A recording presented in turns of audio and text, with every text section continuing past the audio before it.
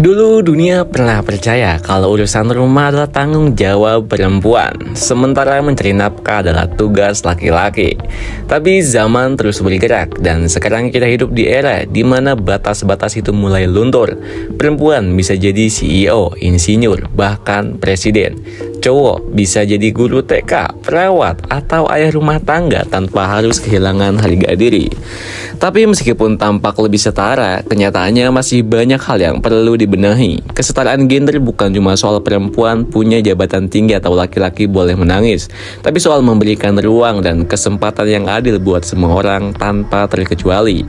Kesetaraan gender itu penting karena ini menyangkut masa depan bersama. Bayangin aja, ada anak perempuan pintar, ambisius, dan penuh potensi, tapi dibatasi hanya karena perempuan. Dilarang sekolah tinggi, disuruh cepat nikah, atau dianggap nggak usah kerja, nanti juga di rumah. Hal-hal kayak gitu bukan cuma merugikan individu, tapi juga membatasi kemajuan masyarakat secara keseluruhan.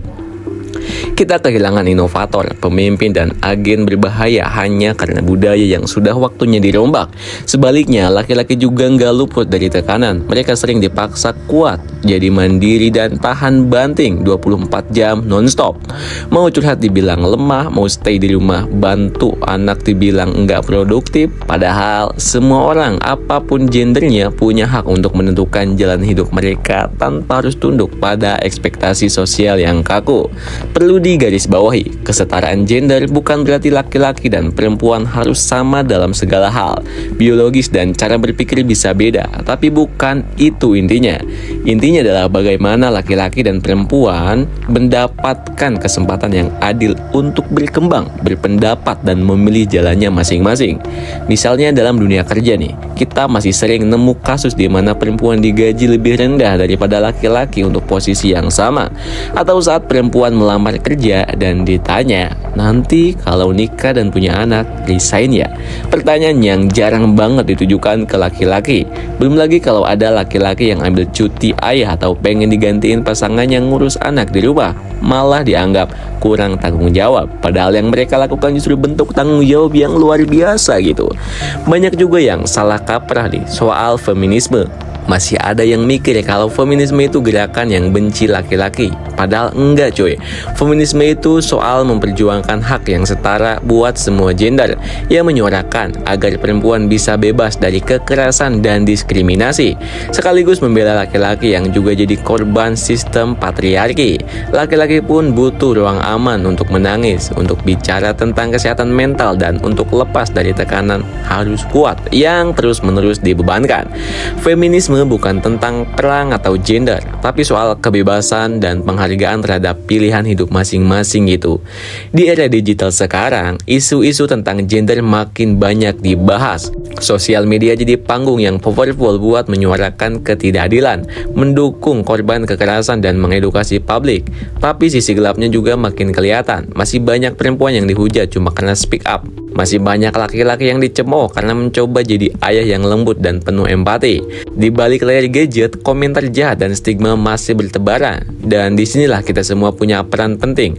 Kesetaraan gender bukan cuma tugas aktivitis atau pemerintah, tapi juga kita semua sebagai teman, pasangan, orang tua, dan bagian dari masyarakat. Edukasi soal gender harus mulai dari hal-hal kecil dan sejak dini. Anak perempuan dan laki-laki harus sama-sama diajarkan untuk bermimpi, berani bersuara, dan saling menghormati satu sama lain. Sekolah harus jadi ruang aman yang mengajarkan empati, bukan mengukuhkan stereotip. Tempat kerja juga harus menciptakan sistem yang adil, bukan hanya di atas kertas, tapi sampai ke praktiknya. Lingkungan pertemanan dan keluarga juga perlu belajar untuk nggak cepat-cepat ngejudge pilihan orang lain hanya karena beda dari kebiasaan. Kita perlu belajar mendengar, bukan cuma berbicara, karena dari mendengarlah kita mulai paham bahwa pengalaman setiap orang itu valid, unik, dan layak untuk dihargai. Kesetaraan gender bukan tujuan akhir yang bisa langsung tercapai dalam semalam. Ini proses panjang yang butuh kesadaran kolektif, konsistensi, dan keberanian buat mengubah pola pikir berpikir lama.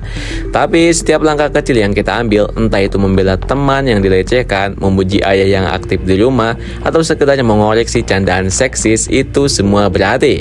Perubahan besar selalu dimulai dari hal-hal kecil yang terus diperjuangkan ya guys. So, kalau kamu pernah ngerasa dibatasi karena gendermu atau melihat ketidakadilan di sekitarmu, jangan diam. Suarakan, lawan, edukasi, karena dunia yang setara bukan utopia, tapi sesuatu yang bisa kita bangun bareng-bareng. Saat satu orang diberi ruang untuk tumbuh, semua orang ikut berkembang. Dan ketika kesetaraan jadi budaya, bukan wacana, disitulah kita benar-benar maju sebagai manusia. Gimana menurut kalian? Coba tulis pendapatnya di kolom komentar ya guys.